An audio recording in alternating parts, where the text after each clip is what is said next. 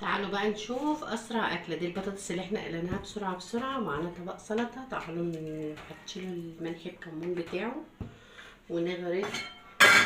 اسهل اكله واسرع اكله، في اقل من ربع ساعه بتكوني عاملاها ومجهزاها. تعالوا بقى نشوف اسرع اكله.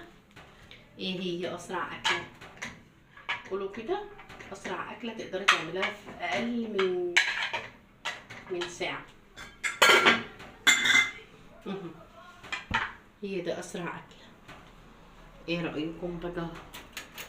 ازيك بقى؟ هي دي اسرع اكله تعملها في اقل من ربع ساعه. كشري، بطاطس، سلطه.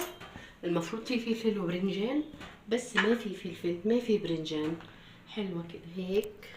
هي اسرع اكله. بطاطس وكوش.